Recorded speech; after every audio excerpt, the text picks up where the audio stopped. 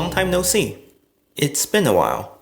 And I actually wanted to make a video much earlier than this, but I've been held up and I just haven't gotten the chance to until now. But that's fine though, because not too much happened between now and then, depending on how you look at things. Because after all, as you may have noticed, I have a White Sentry now, which I think most people tend to call this the Gold Sentry, but if you look at it, it's clearly the White Sentry. It has a gold border, but the sentry itself is white. Anyways, so as I was saying, I didn't really do that much except just continue on my goal of upgrading the sentry, and I now have my sentry at level 20. So I did skip the level 19 video because I haven't gotten the chance to make it, but it didn't change that much in terms of color at least, so at least that's fine. Although it is a pretty hefty upgrade bonus in terms of its strength. As you can see, it now has a strength of 114, which means every node is doing 114 damage per second. So that's pretty high. And aside from that, I've mostly just been using the money that I have been saved up over time. So I put a bit of levels into the code gate, and it's now level 9. And I also put a bit of level into my Bitcoin storages. So now I can store 195k Bitcoins, and once this is done, I'll be able to store over 200k. So that will definitely help quite a bit in upgrading my beam cannon to level 17 and beyond. I also put in a few more levels onto my program library, so that allowed me to change my program setup a bit. And as you can see, I can carry 5 shockers now, having dropped down one of my blaster and having dropped down the data leech, at least temporarily. And I also increased my protector to 6 protectors because it's always good to have that one extra backup one, since I have actually lost a few hacks where I just accidentally lose the protector. And as you might have noticed, that I did put in some upgrades onto my shocker. I think that's 2 upgrade. It went from level 3 to level 5. So it now lasts 5 seconds as opposed to the previous, I think it was 4 seconds. But that's really all I've done. I haven't really done any major upgrade. My protector is still level 9, my beam cannon is still level 16, and I've been upgrading the shocker because, well, I haven't really had time to save up enough Bitcoins to just go ahead and level the other programs, and I sort of didn't want to waste the evolver time. But as you can see right now, it's not upgrading anything, so it is kind of going to waste. And that's because right now I'm kind of conflicted whether what I should upgrade next. I mean, obviously I do want to upgrade the beam cannon and the protector, but ever since I started fighting people with the gold sentry, I noticed something. Is that the gold sentry is just so powerful that it breaks my ice wall instantly. Now this is a bit of bad news, I guess, because I tried to find that replay that demonstrates this, but it seems like there's a limit to how many replays I can store, which is kind of disappointing. It would really be nice if there's like a way to bookmark a replay so that it doesn't get deleted. So that's a bit unfortunate. But basically what happened is that the nodes get taken back so quickly and the ice wall drops so fast that in less than a second, the ice wall dropped. So what happens is I put on 2 ice walls, and then the protector, as I normally do with level 16 sentry. But then when the first ice wall drop, I immediately go ahead and put on another ice wall. But during that time, because you know the ice wall actually has installation time, right, of 0.5 second, and just during that 0.5 second, the ice wall number 2 dropped, and the node just gets taken back. So I actually had to be extremely on point. I guess I was slightly off point, so that's what happened, but still, that's a testimony to how much damage the White Sentry does. And of course, this is possible because the damage leaks over. So with only 495 buffer size, if the damage from the Sentry drops the ice wall and there's like extra damage remaining, then it goes down into the next ice wall. It doesn't just disappear completely. And so that's why I've been using the shocker. Because, well, everybody's been saying how good the shocker is and how I should use the shocker instead of the ice wall spam and all that. But the shocker is not the best because, well, it takes so long to compile. Using all 5 of my shockers take up double the compilation time that I normally would have if I use pure ice walls, even if I used up all of my ice wall.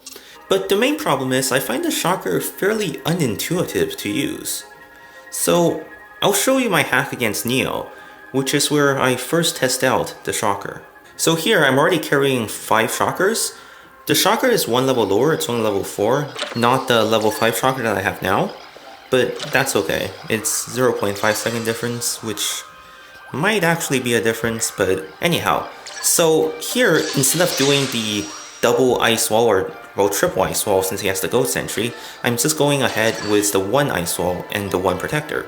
And that's one of the things that I don't like about having to use shockers already, is that even though I'm using the shocker, I have to use an ice wall anyways. Because if I don't use the ice wall, the node gets taken back instantly, and then, well, I pretty much waste the shocker. Because the shocker, even if it was say 5 seconds, it's gonna take half a second to confirm that the node gets taken back. And then it's gonna take maybe another half a second to reclaim the node for me. And then it's gonna take another 4 seconds to lay down the protector. So by that time, I already wasted 1 second, maybe a bit more if delay or I'm slow. So I actually need a much higher level shocker than the level 4 shocker, which is actually 4.5 seconds. So even though in theory it's high enough level to take down, well, to just shock the node and install the protector, it doesn't really work out in practice, and it works out even less if I were to actually, well, have to wait for the node to get taken back first. And here is, well, kind of the second reason why I don't like the shocker, is that if I had made a mistake like I just did there, then that's a way more costly mistake because, like I said, 8-minute compilation time. I don't want to just be using it all over the place. Now, obviously in this particular example, I ran out of protectors because of that mistake, but it wouldn't have made a difference whether I had used the shocker or the ice wall because the result would be the same. So it's not like using the shocker sort of benefits me over using the ice wall in any way, simply because it doesn't really, well, protect the node in the same way the ice wall would. So in fact, it would actually be safer to use the ice wall. And unless I have a high enough level shocker, I in fact have to use the ice wall, or else I pretty much have to use 2 times the number of shockers for every node, which is going to be even less efficient. So at the end of the day, I did fail this hack. If I didn't mess up my protector on this node, I might have kept going, and then I might have been able to take down all of these other nodes for full control in theory, since I had 2 more shockers left. Which I guess that's one thing shockers are good at, is that if I'm out of ice wall, 1 shocker is much better than 1 ice wall. But since I did mess up, I just decided to give up from here. Now I also want to show you my attack against Yopi, which, if you remember, I said I was going to retrace him, but it didn't really go that well either. In this particular case, I was really just doing a test of, well, I guess my shocker test. Because, well, we see that he does have his scanner on cooldown, so if I were to attack him, and then I would have probably used stealth, but that wouldn't really be that interesting, and it would be kind of defeating the purpose. So here we go with the shocker, which I think is kind of useful in this particular case, because if I were to have to use the ice wall, I think I would have ended up using 4 ice walls.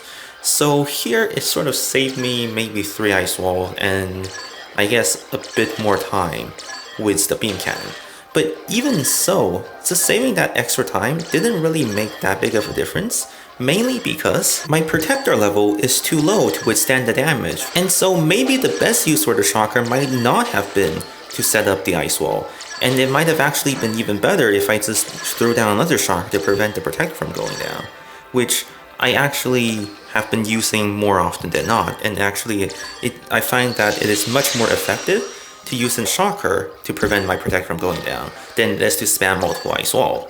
Because after all the shocker does is save me from 3 ice walls, which isn't really that expensive in the first place anyways, so... And then I want to actually show you that again. Right here is the third reason why I hate using the shocker to set things up. We see here that I used an ice wall, I used the shocker, it shocked everything, and then the node still goes down. And then I just tried to do that again, where I reclaim the node, put on an ice wall, put on the protector, but then the node comes back online, and then it instantly takes down the ice wall, and then I lose the protector. So even if the shocker goes off, even if I leave with an ice wall, it's still not, well, really reliable. So I'm really questioning the advice to use shockers right now. Because given such a high compilation time of the shocker, and the fact that, well, it's not really reliable until it's a much higher level, why would I want to use the shocker to set things up when I'm going to have to, well, as you can see, I need an ice wall anyway, and even if I do have the ice wall, it still fails a lot of the times, like right there, once again. Went with the ice wall, went with the shocker, set up the protector, and then, nope, it was actually a fluke. So, when things like this keep happening, can't I just, level up the ice wall? Because, I actually been neglecting to level up the ice wall for quite a while now, and my main reason for not doing that is because I wanted to save up on compilation price. Because the ice wall is so expensive to compile that it's what prevented me from just going ahead and using an ice wall. But now, by the looks of it, if I'm going to have to use a shocker anyway, and even if I use the shocker, it's still not guaranteed to work, then wouldn't it be better to just use an ice wall, because then at least it's somewhat guaranteed. There seems to just be way better use cases for the shocker than to act as a tool only to set up the protector. And in fact, I probably wouldn't have gotten anything from this hack if it wasn't for the fact that the base is sort of poorly designed, because, well, you can see here that all of his storage is on this one Guardian, which is much easier to access than his core. So maybe he was going for more like a core protection build, but since I basically ran out of shocker and I ran out of protector, I just took all of his money. But that was good enough for me. It did make me lose reputation, but I think given the loot, it was pretty much worth it. And considering how I'm at the high reputation range, it's pretty good loot. Especially when everyone is saying that there's no loot at high reputation, so there's that. But yeah, so my question here is really the proper use case for the shocker, because the shocker doesn't seem to be the type of program that you use just to set up a protector. It seems to be destined for much more than that. And making it just set up the protector seems to be more like an ice wall type of job, if you know what I mean. Because let's see here, ice wall, much quicker to compile, so much less of a deal if I waste it. Ice wall doesn't take up nearly as many slots, so it's okay even if I need to use more than one. Whereas with the shocker, unless it's a very high level, I basically need to use 2 shockers. Or I need to use an ice wall anyway, so there's no real time saving being gained there as well. And thirdly, ice wall, much more intuitive. All I have to do is put it on. I don't have to do the thing with shocker where I have to put on the shocker, wait, see if the node gets taken back or not, and then put on the protector. And if I wait too long, then the node gets taken back again anyways, because, well, basically it goes off on the disable effect. Whereas with the ice wall, that's pretty much a given that it's going to happen. So instead, the main benefit I can see for the shocker is that if I really need very high DPS, so I need all 3 slots, then I can rely on the shocker, because then I can get rid of the protector.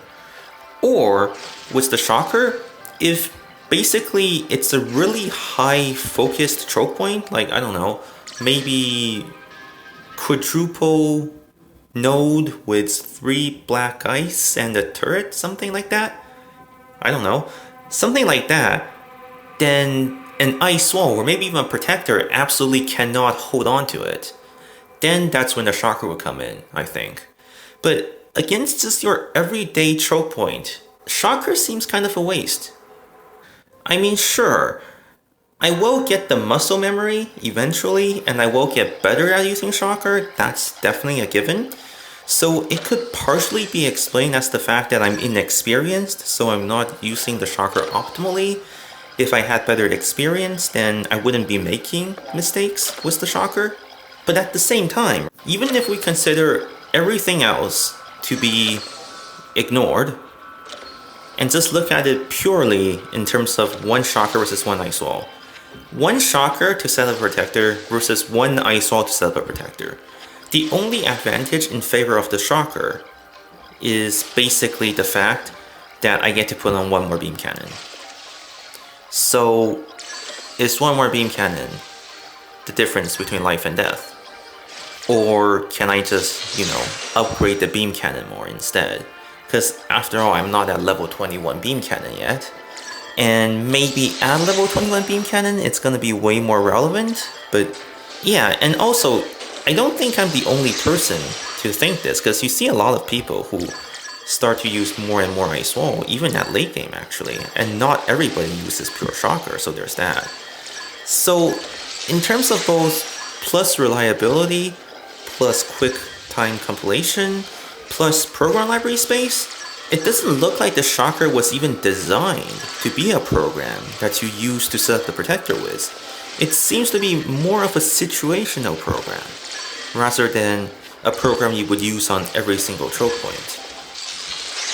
And given that observation, the only thing that's holding me back, I think, is the fact that the Ice Wall costs a lot more.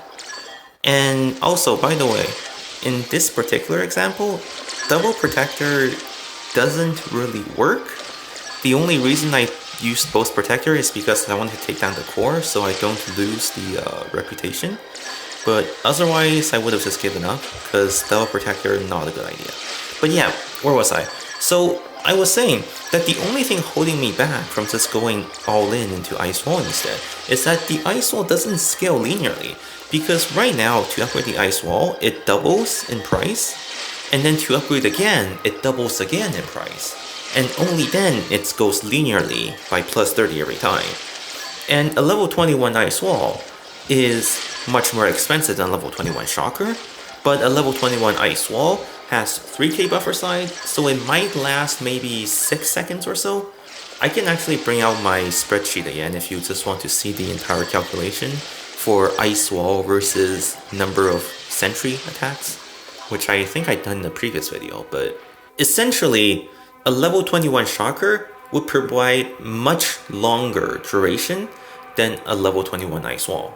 And by duration, I mean protection duration, how long the node is guaranteed to stay up for. So it might be a bit of a balance thing, because it seems like you should level the Ice Wall to a certain amount, but then if you go overboard, it becomes too expensive. And that's mainly why I've been holding off on leveling the Ice Wall, because up until now, just level 2 Ice Wall, that's just fine. If it's a regular non-black sentry, then 1 Ice Wall. If it's a black sentry, 2 Ice Wall. If it's a gold sentry, 3 Ice Wall. But now, if it's a white sentry, probably 4 or 5 Ice Wall, but I can't refresh the Ice Wall fast enough unless I'm super on point, which is the main problem. So, given what I just said, it might actually be better to level up the Ice Wall a bit. So then I can just use 1 or 2 Ice Wall to set up the one protector, as opposed to relying on Shocker, because I need to use an Ice Wall anyways, so that the node doesn't get instantly retaken back. So why not just use only the Ice Wall then, in that case? And sure, I can see arguments for saying that, well, I just need to level the protector more, so then it can get instantly retaken back and still have 4 seconds remaining. But that's why I'm conflicted, right? Because they're both equally good arguments.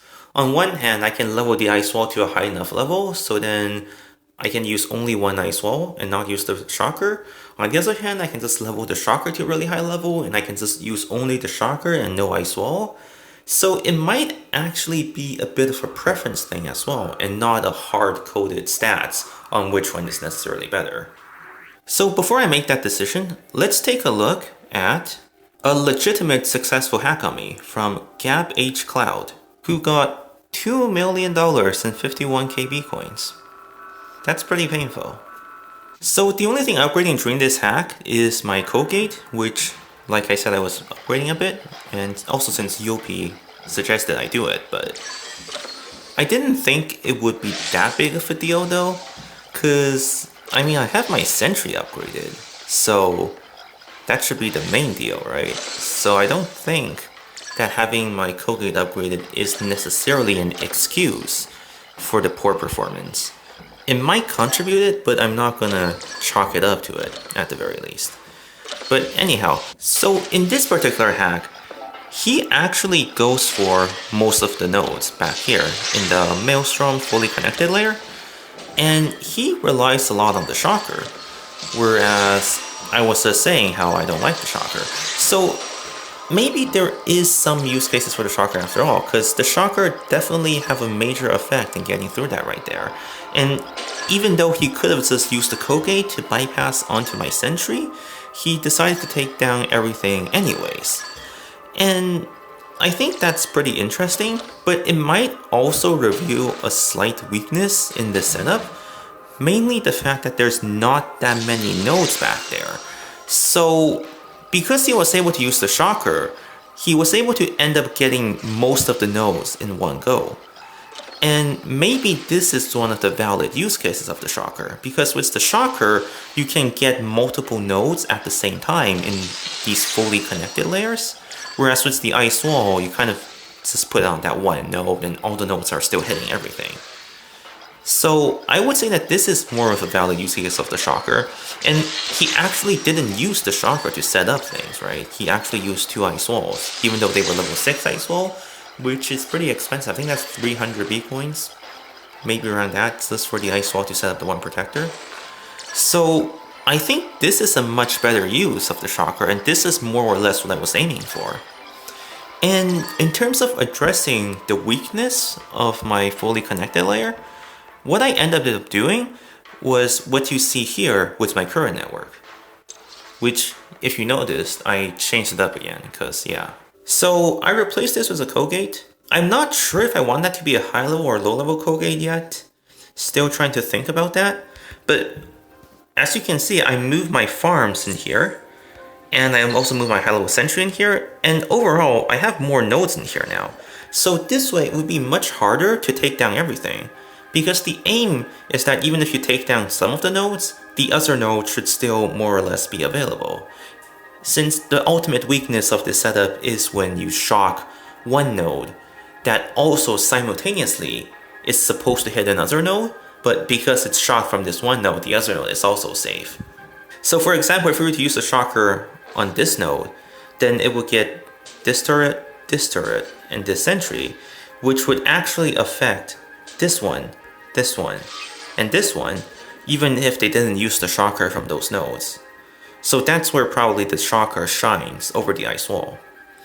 But when it's more of a linear fight, I think the ice wall is where it shines. So that's why I'm thinking that the shocker is really more of a specialized case.